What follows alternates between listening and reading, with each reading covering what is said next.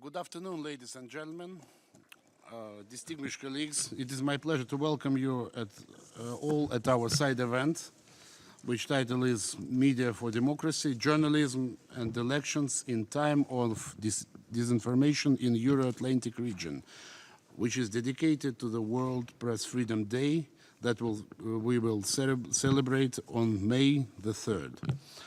Our discussion today will fall in two parts. We shall begin with a short opening session by our honored guests, to be followed by a panel discussion and Q&A session with the participation of our distinguished panelists. Now let me introduce our speakers. Ms. Alison Smale, UN Under-Secretary General on Global Communications, Ms. Marie-Paul Rudil, Permanent Representative of UNESCO to the UN, Ms. Maria Zakharova, official spokesman of the Ministry of Foreign Affairs of Russian Federation, and I would like to also welcome His Excellency Amar Hilal, permanent representative of the Kingdom of Morocco to United Nations, and since Ambassador needs to leave us earlier, then we will finish our discussion. I will give him the first speech. So, Ambassador, you have the floor. Thank you very much, my dear friend. Excellencies, dear colleagues, friends, allow me first to congratulate the Russian mission for the organization of this event on the important topic of media for democracy, journalism, and election in times of disinformation in Euro-Atlantic region. I am delighted to participate in this event. As you know, and as you just said, dear friend, I assumed yesterday my functions as chair of the Committee on Information. In this regard, I would like to thank all delegations for their trust in conducting the work of the committee toward a successful outcome. Indeed, this event is timely. First of all, it coincides with the celebration this Friday of the World Press Freedom Day. The celebration of this day aims at raising awareness about the importance of freedom of the press and the obligation to respect and uphold the right to freedom of expression as enshrined in the Universal Declaration of Human Rights and the International Covenant for Civil and Political Rights. The commemoration or the celebration of this day is always an opportunity not only to celebrate but also to assess the state of press freedom throughout the world. Second, it comes at a moment where the media and the press in today's world are facing new challenges stemming from the astonishing rise of social media, which become nowadays the number of sources of sharing and seeking information. In fact, new information technology have shifted the world of media and journalism from its traditional boundaries to a new digital world, new digital era, with all the opportunities that it provides. No one can deny the positive impact of the new technology on media and journalism. In today's world, information travels so fast that in few minutes it can reach millions of people, even in very far regions of the world. Additionally, people, especially the youth, do not seek to be informed, but use social media to participate individually in the public life and in shaping their world.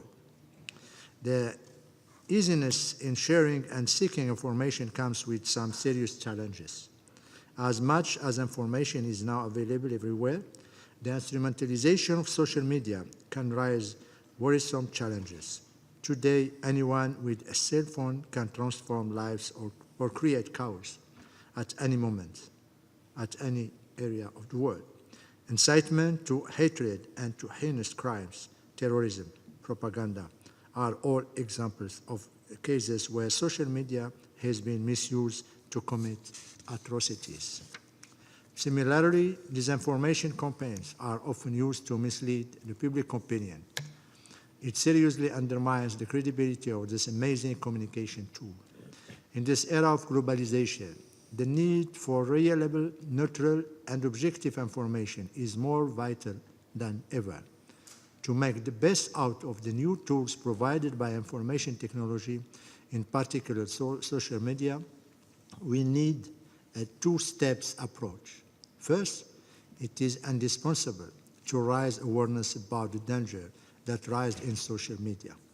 Users should be trained to distinguish between true, verified, and credible information from disinformation and propaganda. Awareness-raising campaigns should be conducted, in particular among the youth, who are, at the end of the day, the biggest consumers of this new technology. Similarly, organizations such as the United Nations should adapt to this new competitive world of vast media. In this regard, I would like to pay tribute to the USG for Global Communication, my dear friend Alison Smale, and her staff for tremendous work done match and adapt the UN to specific social media platforms to achieve the greatest impact with audiences. Excellencies, as chair of the Committee on Information, I firmly believe that the need to promote the establishment of a new, more just, more effective world, information and communication with the objective of strengthening peace and international understanding. While more should be done to follow the rapid pace at which new information technology and social media are developing, attention still needs to be given to traditional media, such as radio, in particular to reach those in remote areas. It is the only way to ensure that no one is left behind, including when it comes to receiving information. These are the noble objectives of our organization, which we should promote and strive to attention. I thank you for your attention. Your Excellency, thank you. You are free still to make any interventions you would like to, if you want. Now I want to give the floor to Ms. Alison Smale, USG on Global Communications. Alison, you have the floor. Thank you. Thank you very much for that. Formal greetings. Maria Zakharova, official spokesperson of the Ministry of Foreign Affairs of the Russian Federation. Ms. Marie-Paule Roudil, Director of UNESCO's Liaison Office in New York. Excellencies, dear panelists, friends, colleagues, ladies and gentlemen, working journalists, good afternoon. I would like to thank the permanent mission of the Russian Federation to the United Nations for organizing this event as part of the observance of World Press Freedom Day. As a former journalist and now as the head of the UN Department of Global Communications, the cause of press freedom has long been very close to my heart.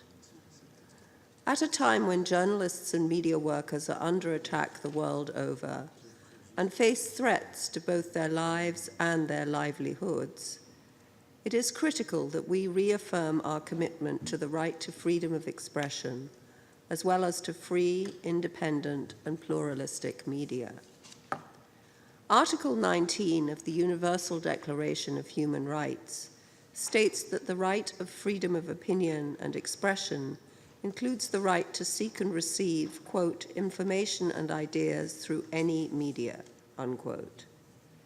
Public access to information is also reflected as one of the key targets of Goal 16 of the Sustainable Development Goals.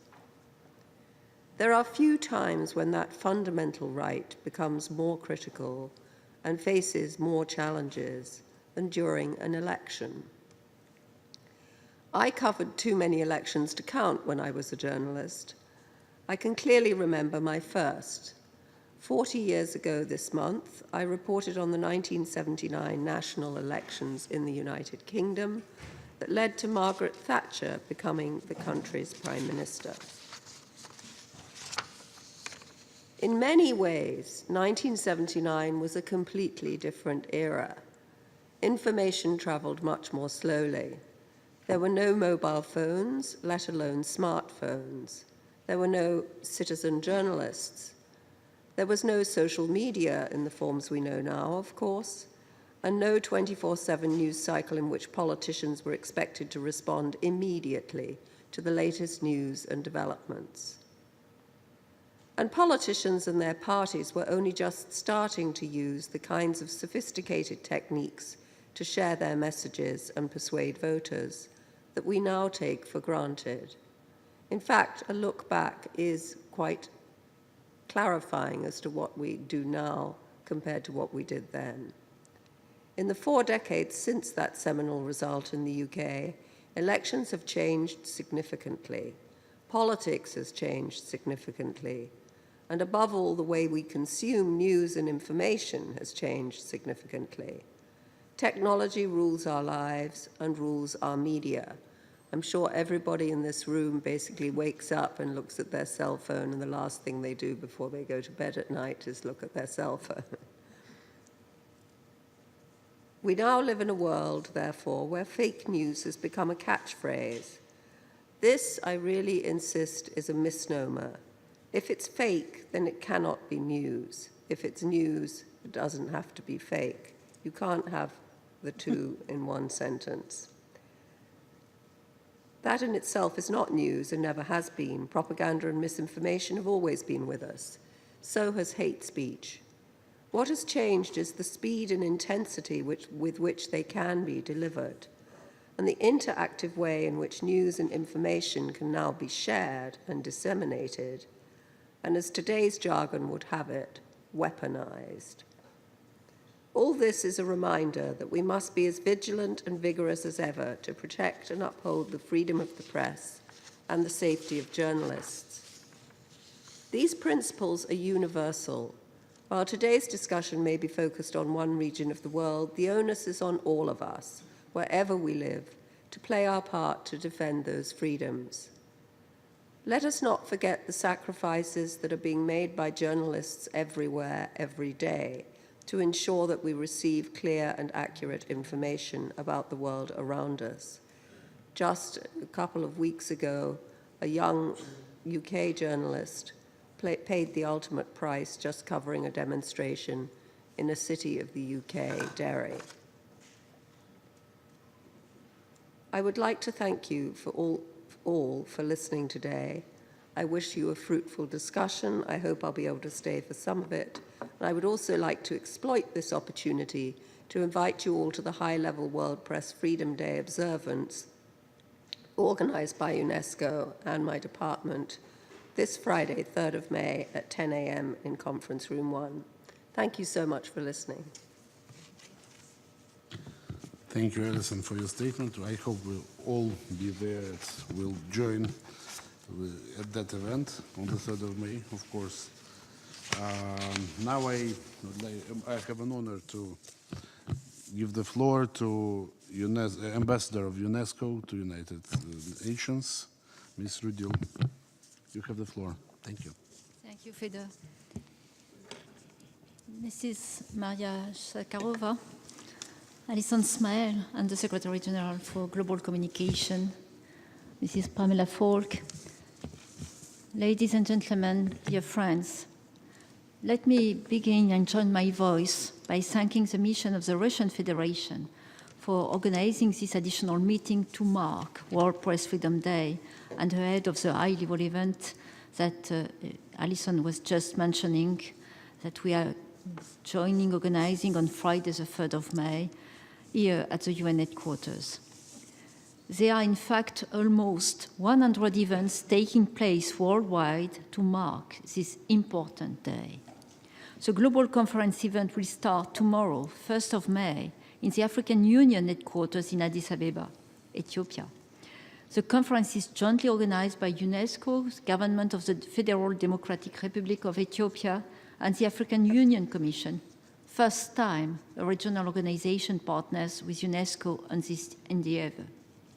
The theme for World Press Freedom Day in 2019, Media for Democracy, Journalism and Elections in Times of Disinformation, concerns the current challenges faced by the media in times of elections and the growing prevalence of disinformation, along with the media's potential to support democracy, peace, and reconciliation. This commemoration theme is closely interlinked with the objectives of the United Nations Sustainable Development Goals, as well as the African Union's Agenda 2063, which seeks to promote an Africa of good governance, democracy, respect for human rights, justice, and the rule of law. Similarly, Sustainable Development Goal 16 underscores the importance of public access to information and fundamental freedoms, which includes freedom of expression. SDG 16 recognizes that peace and democracy are preconditions for equitable and sustainable development.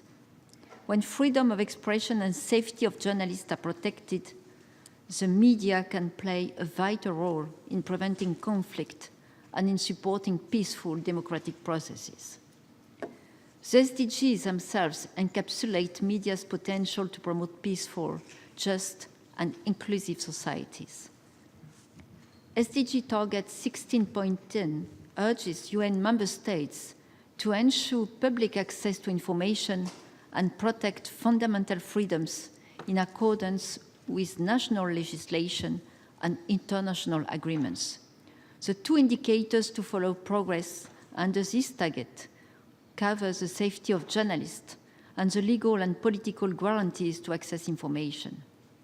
These indicators show that under the UN Agenda for Sustainable Development, the institutions of a free and safe press are a substantive component of peaceful societies.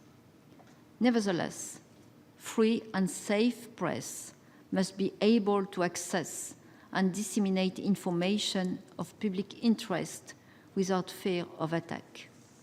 One effect of rhetorical attacks on journalism is to blur the line between legitimate critique of media and naked threats which violate the right of journalists to exercise freedom of expression. Yet, the safety of journalists is fundamental to whether citizens can exercise other basic freedoms and political rights, including around elections. Rapid political and judicial responses are needed at all times to address impunity for crimes against journalists, and these are particularly relevant during an election period. Recent resolutions at the United Nations Human Rights Council and UNESCO have urged member states to create monitoring mechanisms under the SDG framework in order to track the safety of journalists. UNESCO's value of Internet universality promotes an Internet based on human rights, openness, and accessibility, and underpinned by multi-stakeholder participation, known as the Rome's principles. This holistic and inclusive approach to Internet governance draws in media, civil society, media regulation bodies, Internet companies, governments, and others as stakeholders. In conclusion, let me emphasize on behalf of UNESCO that free, independent, and professional journalism, both online and offline, serves an essential role in democracies. It provides information that allows citizens to make informed decisions inside and outside the voting booth. It holds the powerful to account for the integrity, peace, and fairness of an election. Journalism can also contribute to the electoral agenda by requiring politicians to respond to the public and to focus on subjects of real public interest.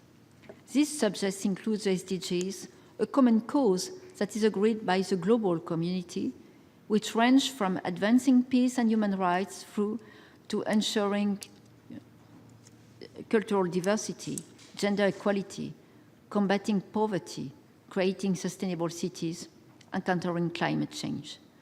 During times of conflicts, journalism can be a beacon in a storm of information when checked lies are disseminated and emotions are whipped up to the detriment of a culture of peaceful conflict resolution. In reconciliation processes, conflict-sensitive journalism can play a pivotal role. It can bridge divides through accurate reporting, break down stereotypes, cover human stories, and present solutions. Such journalism can help prevent polarization, violence, and war. UNESCO has also launched a global media campaign called Defend Journalism to promote journalism that debunks falsehoods, uses verified sources, and counters disinformation. World Press Freedom Day is a major opportunity to advance the agenda of deepening democracy and sustainable development in digital times. I therefore call on you to share this message and promote the campaign on your social media with the hashtags that you see all over this room, World Press Freedom Day. Thank you very much. I thank distinguished Ambassador of UNESCO for her statement, and now I give the floor to Russian Foreign Ministry spokesman Maria Zakharova. Maria, you have the floor. Thank you so much. I want to thank everybody, our distinguished representatives of UN family. I don't like this, UN body thing. I like the UN family more. So thank you so much for participation. Of course, it's not a formal meeting. It's a possibility for us to talk and to have a very good conversation, and an honest one, about the things which are not only on our common agenda, but which are very serious to each and every country and person in nowadays. In the run-up to the World Press Freedom Day, I regret to say that the number of violations, both in the area of freedom of media and safety of journalists, remains high. According to the data of specialized organizations, in 2019, over the several months since the beginning of the year, several journalists have died. Besides, in terms of journalist safety, the group of risk includes not only countries with unstable military or political situation, but also the states and the countries that have always been at the forefront of democracy and stability. However, the profession of journalists has historically entailed risks, while media in general is living through an unprecedented crisis nowadays. Almost all that international community has achieved in the information sphere over the recent decades is either ruined or seriously changed now.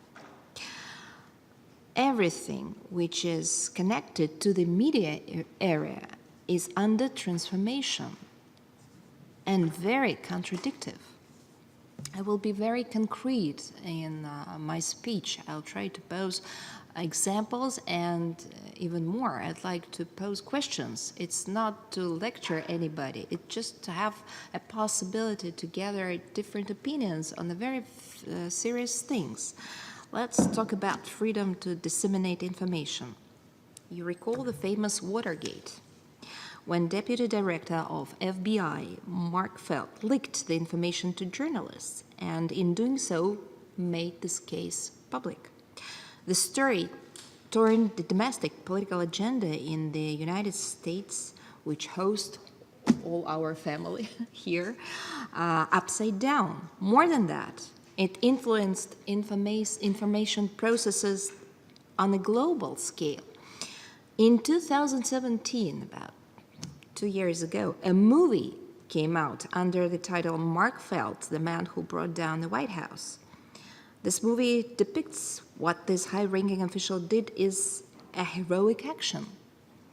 Entire generations believe that in this story, media defied lies and defeated hypocrisy. All right? But what do we see today? We're watching prosecution of the founders of WikiLeaks, who in fact did something similar as one of the FBI chiefs.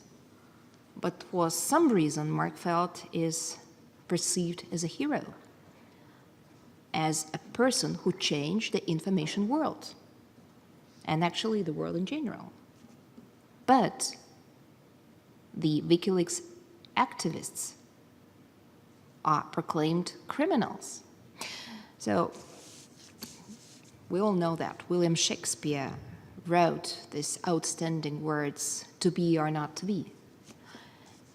And Vladimir Mayakovsky, who was the Soviet great poet, he proclaimed what is good and what is bad. I think that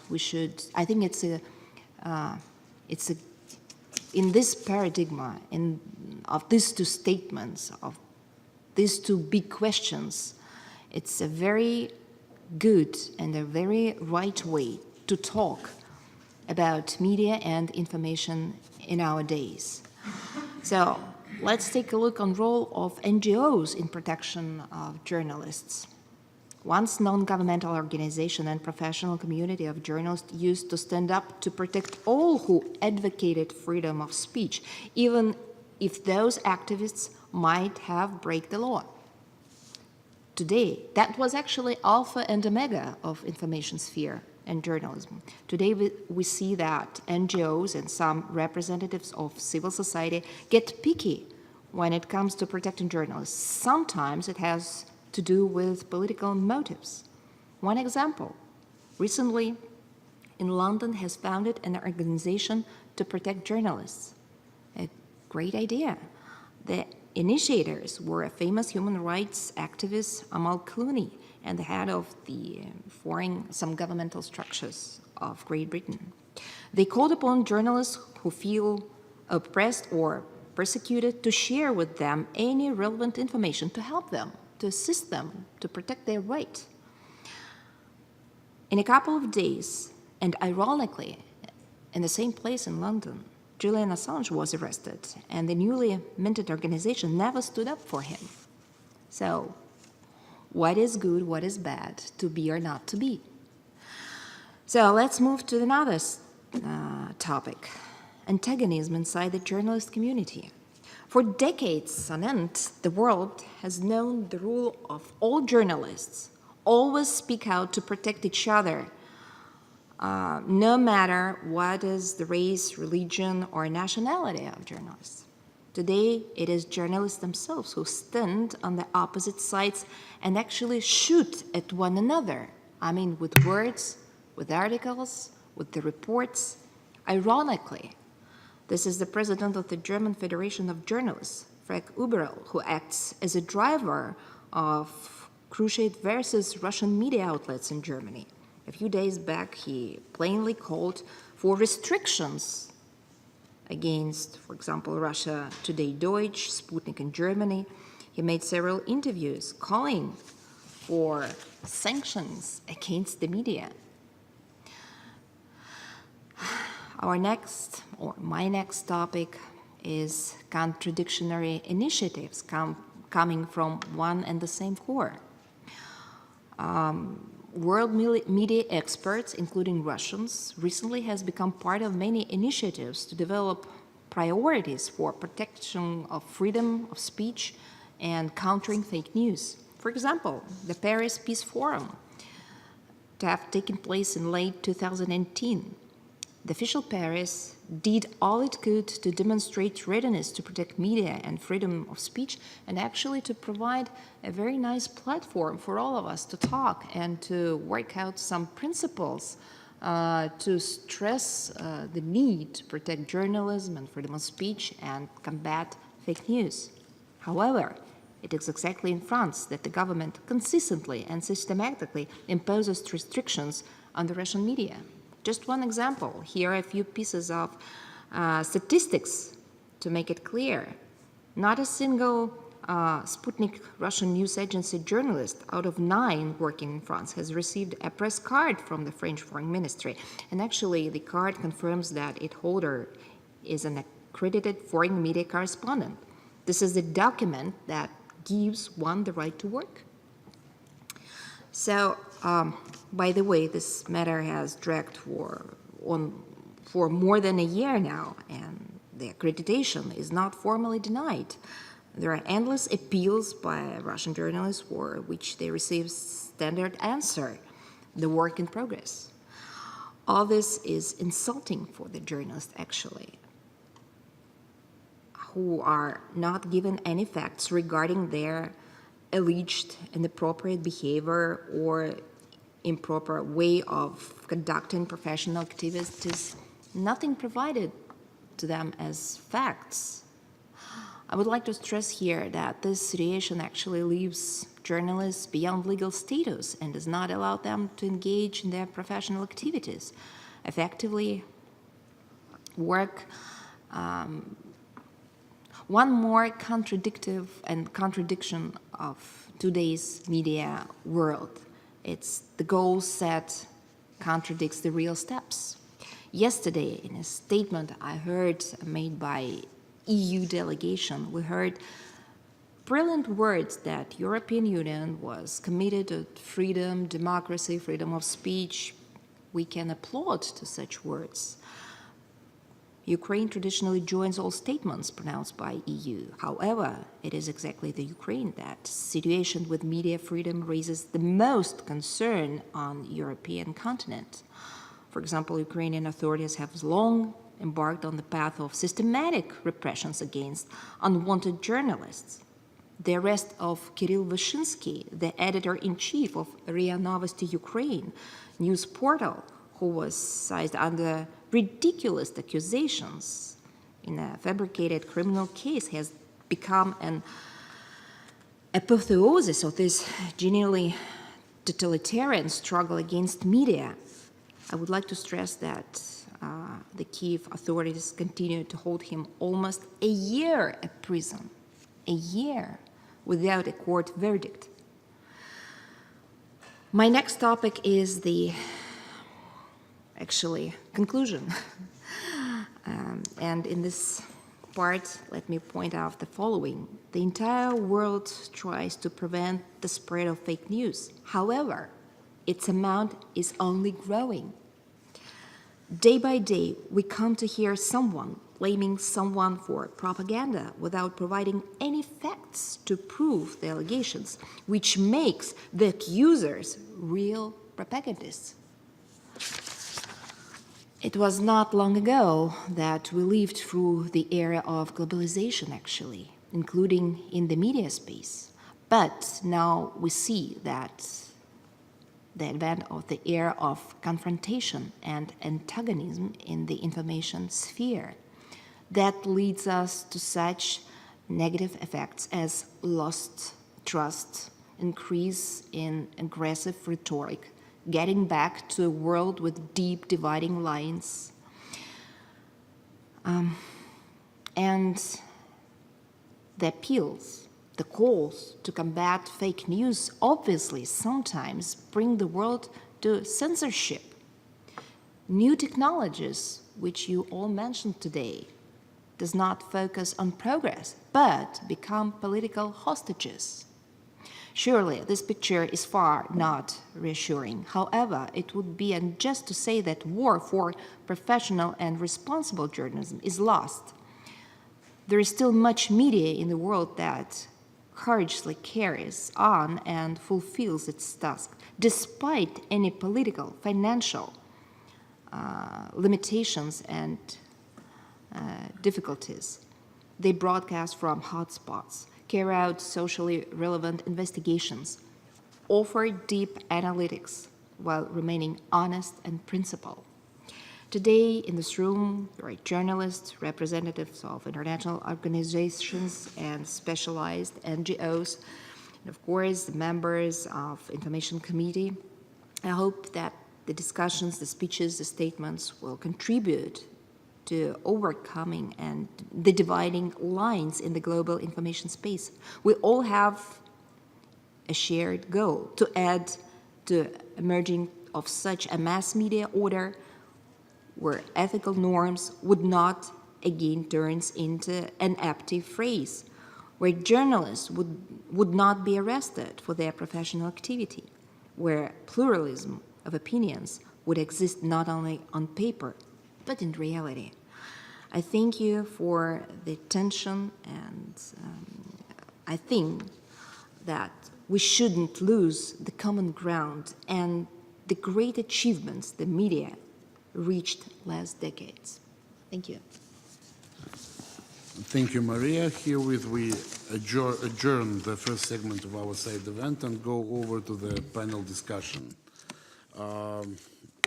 Let me introduce our distinguished panelists. First of all, we have Brian Becker from Radio Sputnik, Mr. Lawrence Goldbetter, President of the National Writers Union, we would like to start with Pamela Falk, her speech. She's very one of the most famous people here in this room, CBS News, and former president of the Association of United Nations Journalists. Pamela, you have the floor. Thank you for a very complimentary introduction. Good morning. And thank you to the Russian mission and the sponsors of the event and to the speakers. Our great Undersecretary General Alison Smale, to Foreign Ministry spokesperson, who we'd like to stay here longer to speak to, Maria Zakharova, and Ambassador Rodil, to Ambassador Hilal, who had to go, and to, of course, our moderator, in addition to my other panelists. This Friday, the World Press Freedom Day turns 26, pretty young by most of our accounts. And this year, the celebration is in Addis Ababa at the African Union headquarters. And the topic is similar to today, but media for democracy, journalism, and elections in times of disinformation. And in this panel, we're focusing on the same topic, but on the Euro-Atlantic region. You've heard a lot about the press today. We believe in the press.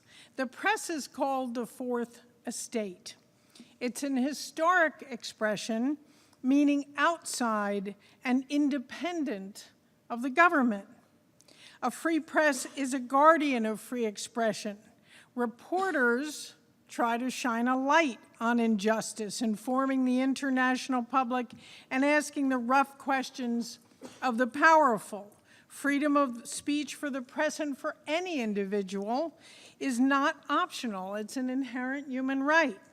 Freedom of expression and the right to report news is enshrined in international humanitarian law, in human rights agreements, and in national law around the world. So the United Nations has in particular a very important, not just role, but a duty.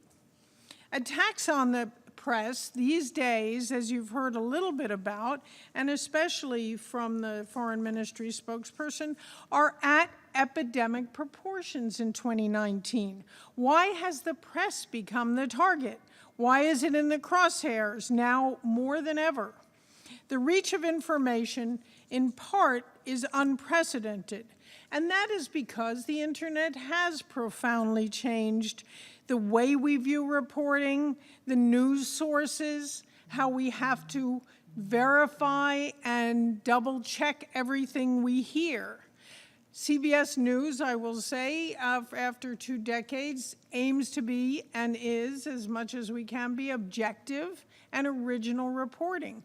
With so much information, it's always tough. New technology makes it easier to gather news. It helps political movements to grow. But it also disseminates disinformation. And that's the challenge of the day. If Facebook members were a country here at the United Nations, they would be the 3rd largest, behind India and China. And if you take the monthly active users, 2.5 or so billion of Facebook users a month, it would be by far the largest country. Maybe I can ask the Russian mission if they'd let them in as a member. There are over 1 billion websites. Google Translate offers about 103 languages. Look around the room, that's 17 times the 6 the UN offers. Disinformation is the main culprit in trying to make sure that free speech is guaranteed. It can be polarizing, it can draw on religion and nationalism, and denigrate political and ethnic groups. Now, just to sort it all out, press freedom differs country by country.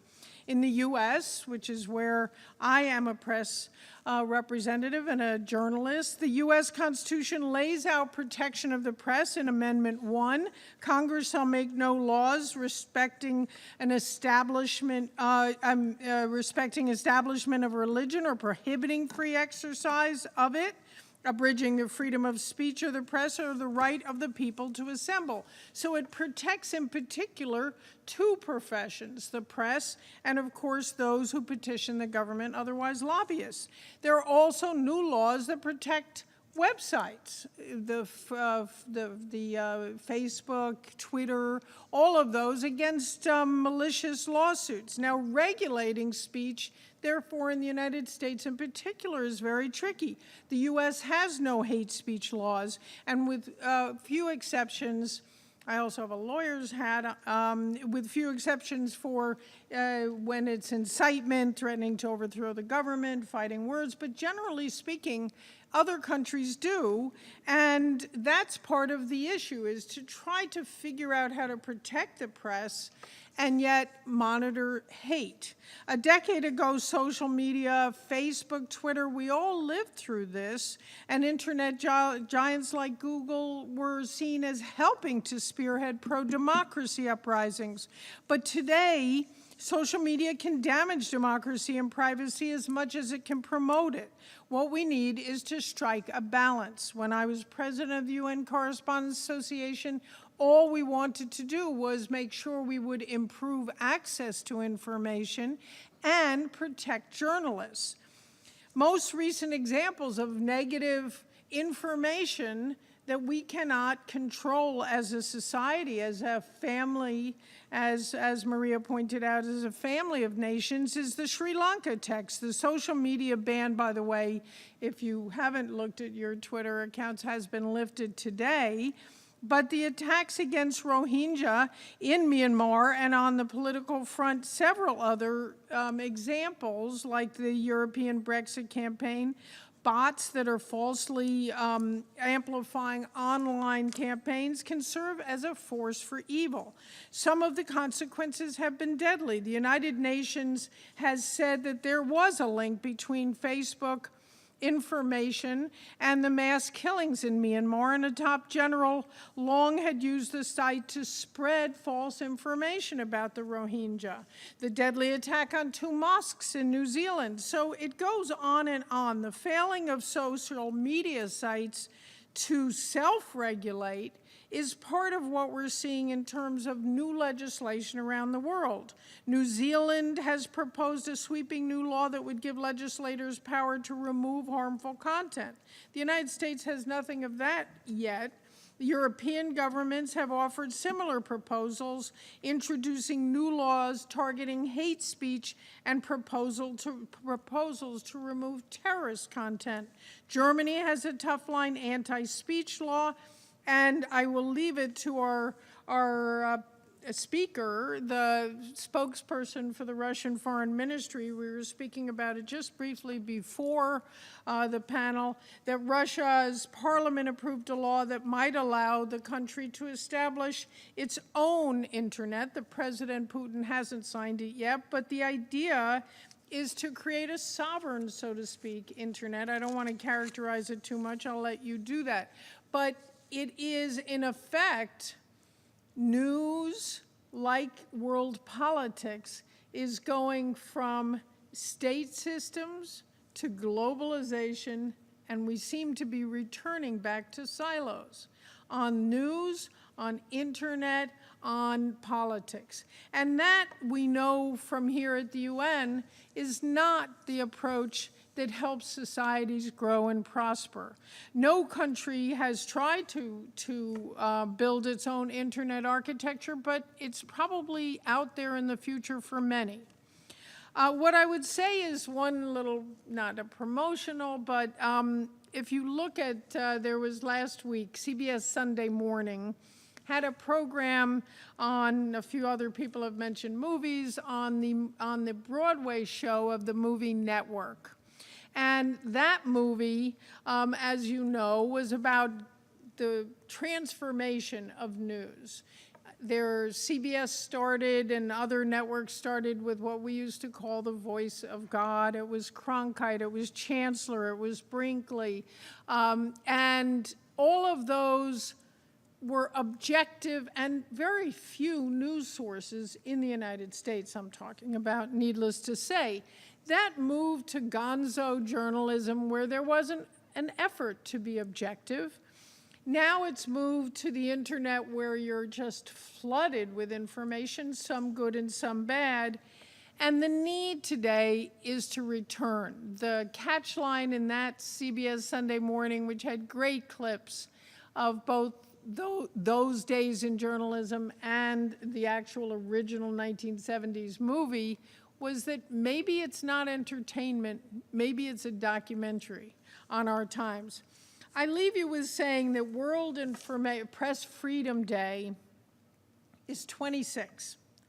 And it's time the UN took hold, as we say, seized of the matter, and make sure that journalists around the world are respected for what they do, not fake news, and to make sure that there is a sense that information is an independent piece of society. Thank you very much.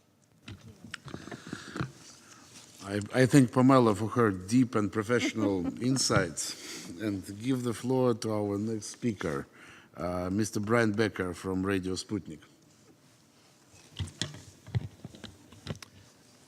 Thank you. I too want to thank the permanent mission of the Russian Federation for holding this important forum. Today is something of an anniversary for people in the United States. 230 years ago today, the first president of the United States was inaugurated. That would be George Washington.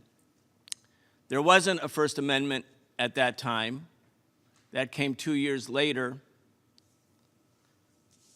But even after the First Amendment, in the state where George Washington lived, and in most of the other states in the southern parts of the United States, there were laws that made it illegal for enslaved people to read or to write or certainly to access media. As a matter of fact, the laws in these states read something like this: whereas the teaching of slaves to read and write has a tendency to excite dissatisfaction in their minds and to produce insurrection and rebellion, and then it goes on to cite all of the terrible, cruel, and barbaric punishments imposed on those who learned to read or write, or those who were white people in America attempting to teach enslaved people of African descent how to do just that. A tendency to excite dissatisfaction in their minds. And of course, that must be the function of a vibrant and honest media, which is to identify actual and real social, political, and economic problems that exist in society, give voice to those who do not have a voice, and as such, if it performs that function, authentic journalism is frequently targeted by those in power. That's why Julian Assange is in jail today. It's not because Julian Assange or WikiLeaks produced untrue materials. In fact, everything that WikiLeaks has published is true. The New York Times, the Washington Post, the Guardian, all of the primary institutions of corporate-owned media in the West were glad to use WikiLeaks publications. They put it above the fold. WikiLeaks and Julian Assange exposed those in the US government and US military who committed war crimes, real crimes, crimes against humanity in Iraq. Those people who committed the crimes walk free today, and those who sent them into battle, into what can only be considered a war of aggression, they not only walk free, but they make highly visible television and campus appearances where they're paid large sums of money. The great irony is that those who exposed war crimes like WikiLeaks are jailed, and those who committed war crimes walk free. I live in Washington, D.C. I work at Radio Sputnik with others. We are US citizens for the most part, 90% of us. Just across the river from where our studio exists, Chelsea Manning is in jail once again. We have the example of Kirill Vyshinsky, the RIA Novosti editor-in-chief, who this May 15th, in 2 weeks, will be imprisoned for 1 year because their media outlet told the truth and challenged those who have power in Ukraine. If we are to be brutally honest, we have to say that the defense of journalism is a primary task of democracy, and that journalists themselves and their media outlets will be relentlessly prosecuted and persecuted if the information that they disseminate has a tendency to excite dissatisfaction in the minds of those who live in societies plagued with social injustices. When it comes to the question of social media versus mainstream media or traditional media as the vehicles for disinformation, we too should be brutally honest. It wasn't social media that accomplished the task of convincing a large number of Americans that Iraq indeed did have weapons of mass destruction in 2002 and 2003. That was the mainstream corporate-owned media that promoted what is essentially a hoax in order to drag a people, a country, to a war against another people that did not threaten it. For us in the United States, the past 2 years, it's been social media, but also the traditional media that's promoted the hoax of the Russia-Trump collusion story, a conspiracy theory of the same magnitude, I would say, as those who promote the idea that the September 11th attacks were an inside job.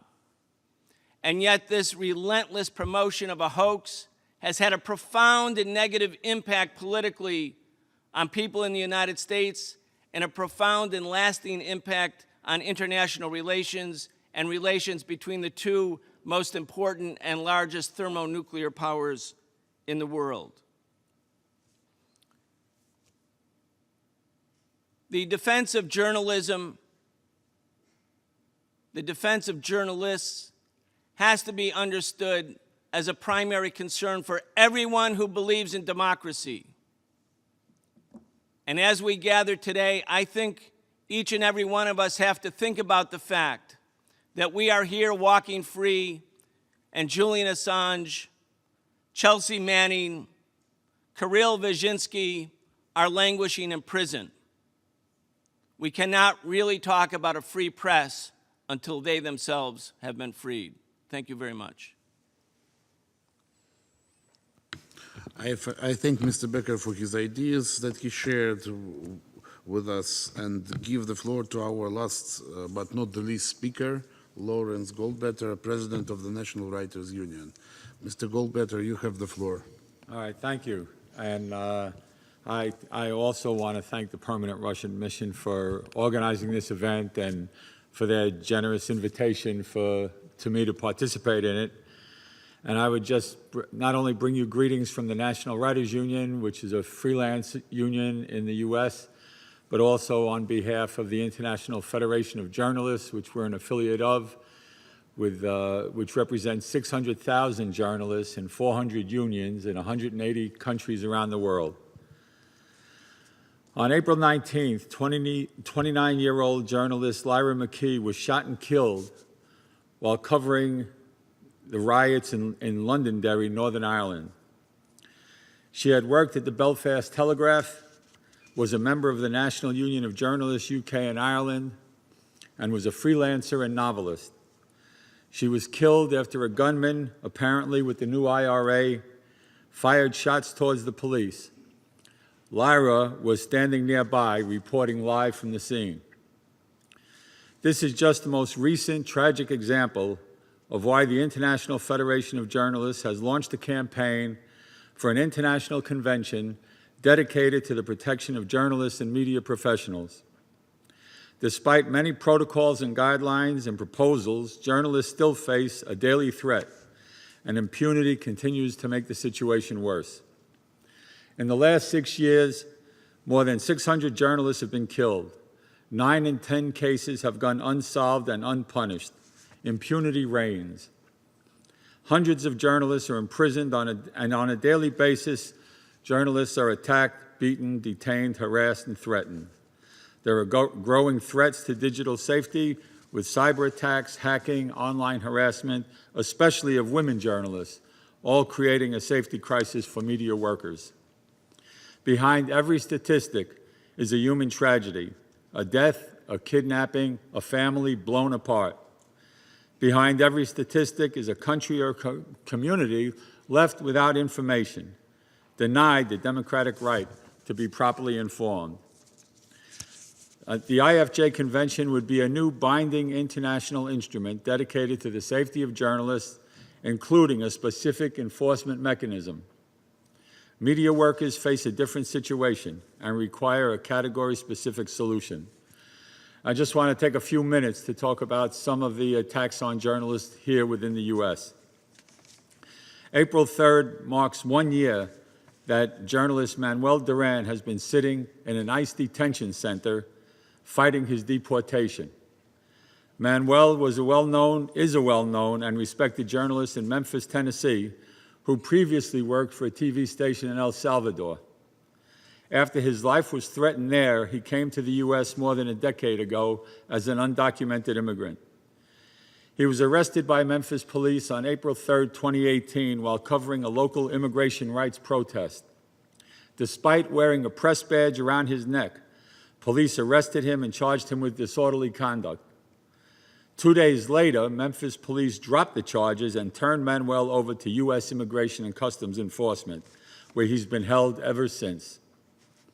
A year after his arrest, and despite court rulings supporting his claims for relief from deportation, Duran still finds himself detained and separated from his family. The National Writers Union has joined in demanding Manuel's release as a violation of immigration law and the U.S. Constitution. On the anniversary of his imprisonment, he said, "I miss my work and I miss being able to help my community." A federal court has sent his case back to the Board of Immigration Appeals to review the evidence of how journalists are persecuted in El Salvador, as well as other claims for relief. ICE could release him at any time, but they just choose not to. If immigrant journalists can be silenced and held indefinitely, it threatens all journalists, citizen and immigrant alike. On World Press Freedom Day, we renew our call for ICE to release Manuel Duran immediately. Then there is the case of Marja Hashemi, a black woman, U.S. citizen, a Muslim, and an anchor woman for Iran's English-language news station, Press TV. On January 13th of this year, she was taken into custody by U.S. government officials after landing in St. Louis. She was not charged with any crime, but was held as an alleged material witness to an investigation. She was not served with a subpoena, and she did not refuse to testify. Once in custody, she was forced to remove her headscarf, and as a deliberate insult, was offered pork to eat before being transferred to a secret location in Washington, D.C. She was released from custody after being held for 10 days. She was not arrested or charged with a crime. In a statement, the family said, "Marja and her family will not allow this to be swept under the carpet. Just as America is aware of harassment of the black community by the police, America needs to start talking about the harassment of the Muslim community by the FBI." We also cannot condone the silence of the corporate media on this matter. The same corporate media that cried out in horror over the banning of CNN's Jim Acosta from White House briefings were mostly silent about the government's kidnapping of a black woman who was also a Muslim and a U.S. citizen. Then there's the question of the border. I'm sure people are aware of the humanitarian crisis on the U.S.-Mexico border that's been building. Thousands of Central American refugees seeking asylum from poverty and terror. Our union, I'm proud to say, has been very active in that, sending people to the border, across the border, and also mobilizing support for the refugees to help them prepare their asylum applications. Around Christmas time, a group of photojournalists from several countries, including U.S. citizens working for major news outlets, had their passports photographed by Mexican police. In the weeks that followed, each of them experienced secondary screenings by U.S. and foreign officials while attempting to cross borders in multiple countries. In one case, a photojournalist was barred from re-entering Mexico. In another case, a photojournalist was taken into a private room at a U.S. port of entry, shown a book full of photographs of border activists, and asked if he could identify any of them. According to The Intercept's Ryan Devereaux, quote, 19 sources describe police actions ranging from the barring and removal of journalists and lawyers from Mexico to immigrant rights activists being shackled to benches in U.S. detention cells for hours at a time. Multiple sources, including members of the press, describe being forced to turn over their notes, cameras, and phones while plainclothes U.S. border officials pump them for information about activists working with members of the caravan. The article goes on to say secondary screenings in San Diego have become so routine that one source has taken to leaving several hours early for his cross-border trips, anticipating being held by U.S. border guards.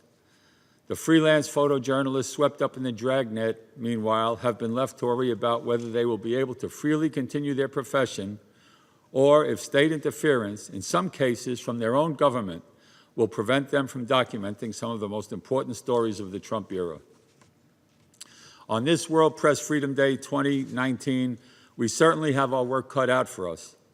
I'm very glad to say that our hosts today, the Permanent Russian Mission, are in support of the IFJ Convention for the Protection and Safety of Journalists, and I hope that we can use this event to help push this convention forward. Thank you. Thank you, Mr. Goldbetter. So we're ready to Q&A session. I see Richard's hand. Richard Black, Schiller Institute. Thank you very much. Unfortunately, the freedom of the press, as we know it, has begun to include freedom of the major media, not to include certain stories and facts which they deem going against mass media groupthink. I'll give you one example and one piece of background. 5 days ago, President Trump gave an interview on the Fox network, and he said the following, quote, referring to the Russiagate allegations, quote, "This was a coup. This was an attempted overthrow of the United States government. I think it's possibly the biggest scandal in the political history of our country. I think it's far bigger than Watergate." And then he elaborated.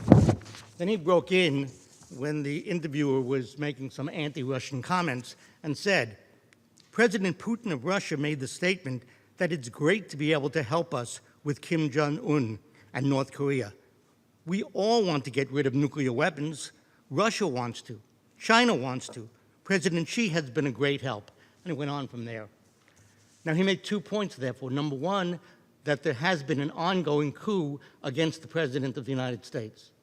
Number two, that there should be negotiations to eliminate nuclear weapons, not in North Korea, but in China, the United States, and Russia.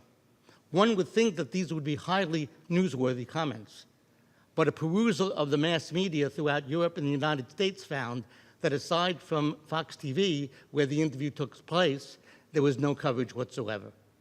So you say, how is this possible? The chief executive of the United States, the commander-in-chief of America's nuclear warheads, says that there has been an ongoing coup against the President of the United States and no coverage? Seems absurd. Well, I'll give you a bit of a background fact. There's a watchdog organization called Integrity Initiative. It's based in London. It's an arm of a so-called NGO called the Institute for Statecraft. Now, this so-called NGO, which here in the UN we're experts at, you have to be independent of all governments, this NGO in London is 95% funded by NATO, the United Kingdom, and the US State Department. And it's completely intertwined in personnel with such highly political think tanks as the Jamestown Foundation, the Atlantic Council, etc., anti-Russia, anti-China by their outlook. And then as we investigate, we find out on the internet that this Integrity International functions by what are called clusters. What is a cluster? A cluster is a group of journalists and think tank operatives in various newspapers who are called upon by this Integrity International when it's time to get out a certain line. And if you read their material, it defines what? Vis-a-vis the West, Western Europe, the United States, Russia is the enemy, China is the enemy. So here we have a situation where a so-called NGO is dictating a political line which seems universal. So the situation becomes, you go outside, you pick up a copy of the New York Times, and you're hoping to get the news. And you find out rather than getting the news, you're getting a cluster.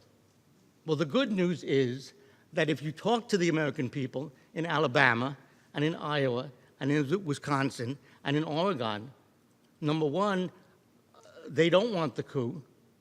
They think the Russiagate business was evidence-free, which it was, and they want friendly relations with China and friendly relations with Russia. So here's a case in which the media, the mass corporate media, almost universally is being controlled by something other than the objective standards, which of course all journalism schools would put forward. Thank you. Thank you, Richard. Pamela.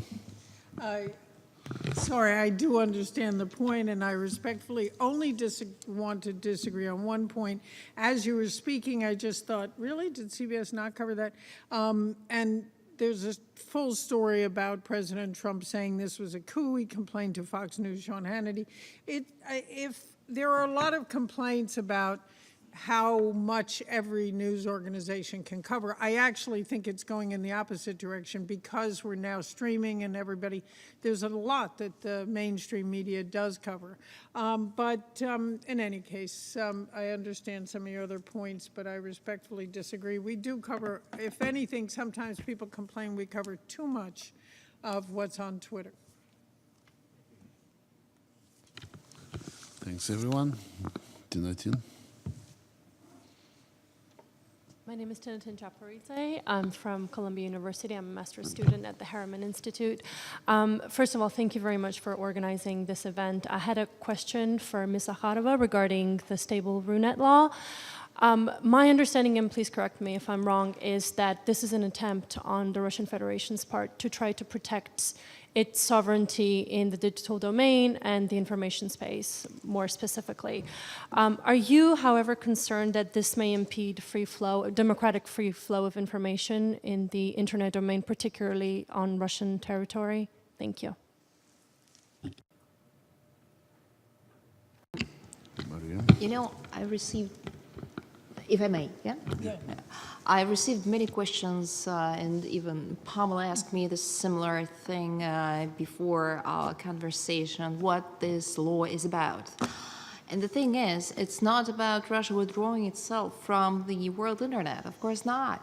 But, come on guys, if you have TV, if you have computer, if you have radio, just switch on and just watch and hear what Washington is telling us. Each day, from each, not program, but from each governmental structure, within last, I don't know, 6-7 years, we are hearing aggressive rhetoric towards our country, our people, our way of living. They are very, very aggressive. They are trying to convince not themselves, I mean American politicians, but also the rest of the world, that Russia is bad, that Russia is not in the family, I mean the world family, that Russia should be withdrawn from banking system, from political system, from each and every corner and part of our life. And they were threatening us, and they are still threatening us to get us out of civil world, as they call it, including, as I mentioned, banking system and other parts of today's world. So this law is not about Russia leaving internet. Of course not. We want to be a part, and we are actually a part of today's world system and life, starting from education, space, economy, I don't know, you name it.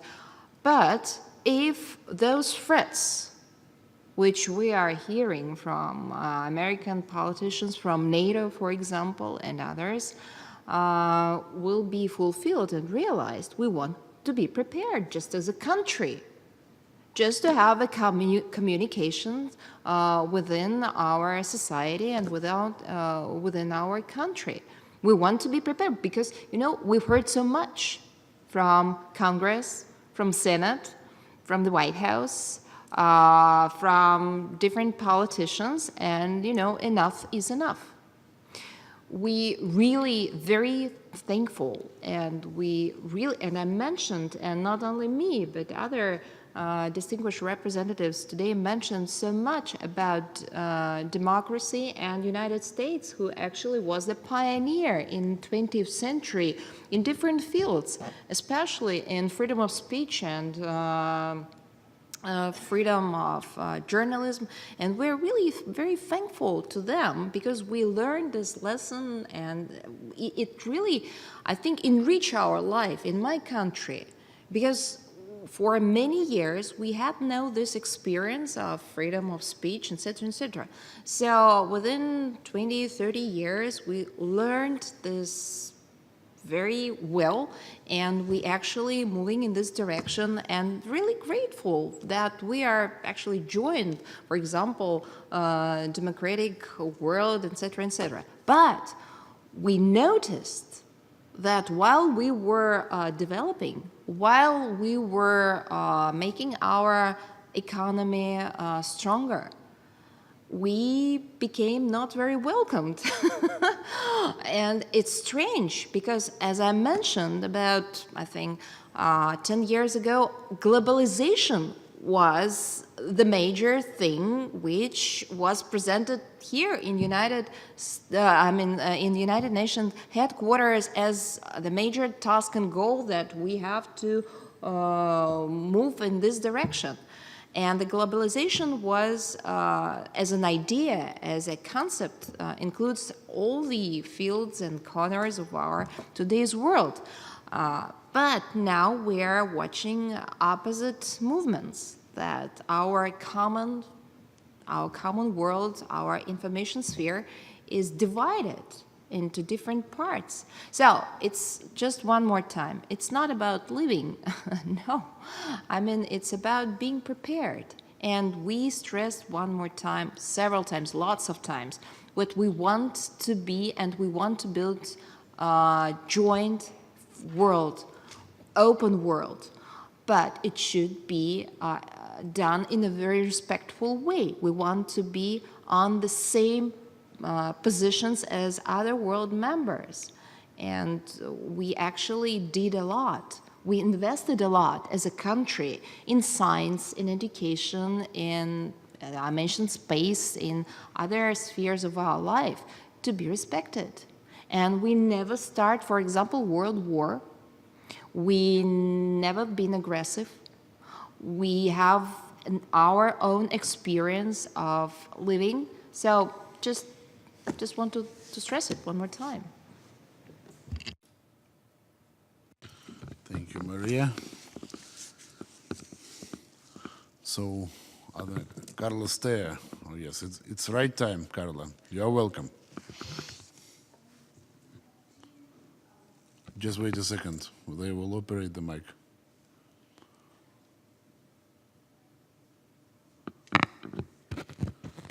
Can we turn on the mic, please? Thanks. I have two questions. One might have been addressed by Alison Smale, but she's gone, so I'll raise it anyway. And it regards Article 19, the ability to receive information. And I know that the Commission on Disarmament was canceled because one of the Russian delegates, or many, were denied visas by my government. And this then denies journalists access to information on the entire Disarmament Commission. This is, one could say, a sin of omission, or a de facto form of limiting access to information. And I would like to hear whatever comments you can offer about the abuse by the host country of visas in order to determine the activities which really occur at the United Nations. And then again, this would have to do also with probably the problems with visas coming out of countries such as Venezuela.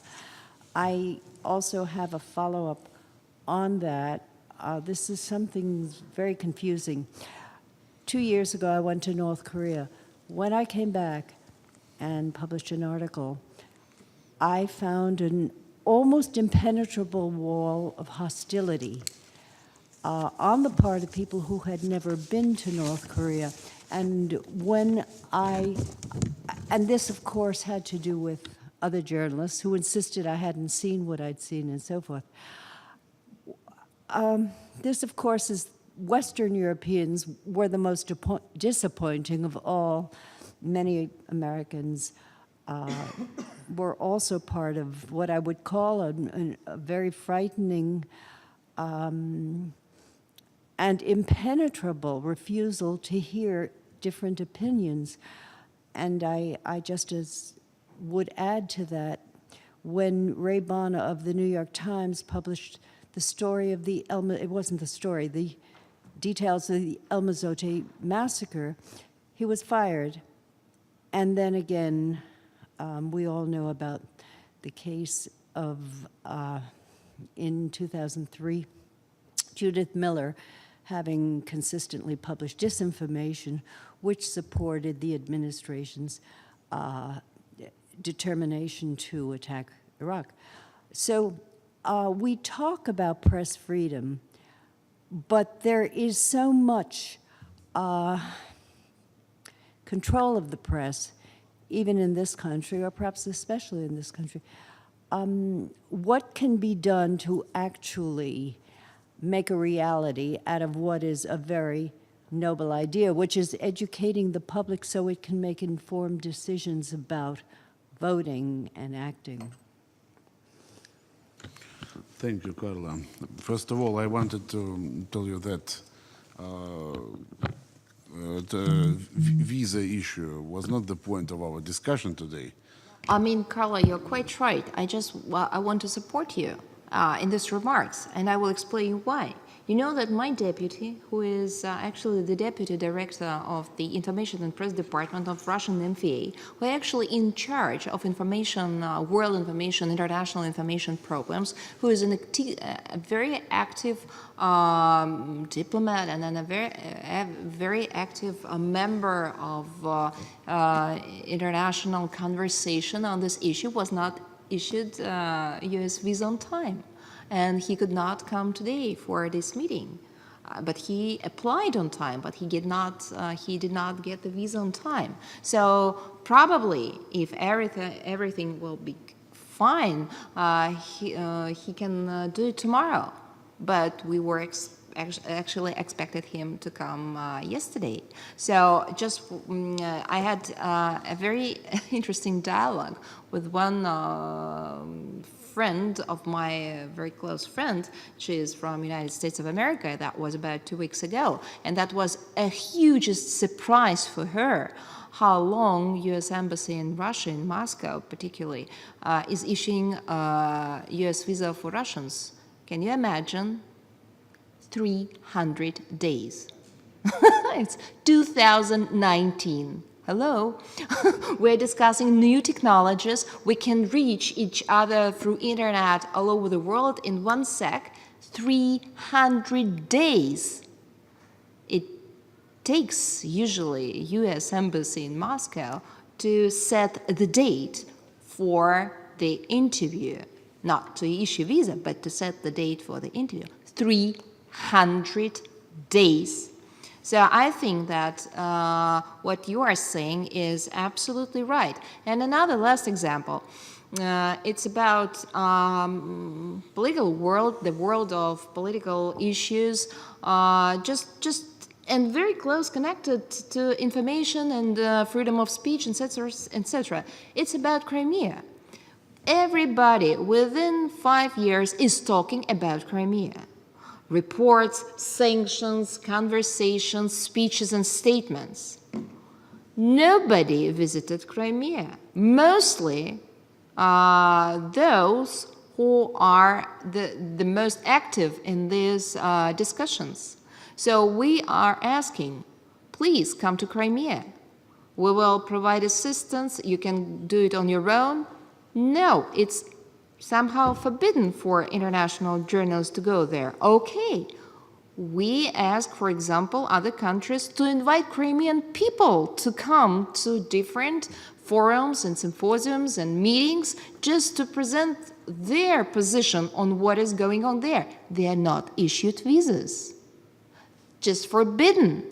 And that was a real thing. About a month ago, I took part in a conversation which was organized in Geneva by Swiss International Press Center, and one of the topics was Crimea and human rights, etc., etc. And Crimean journalists tried to get visas to come there, and one of them was forbidden. And so the only way for him was to reach the international community in the press center in Geneva was via internet.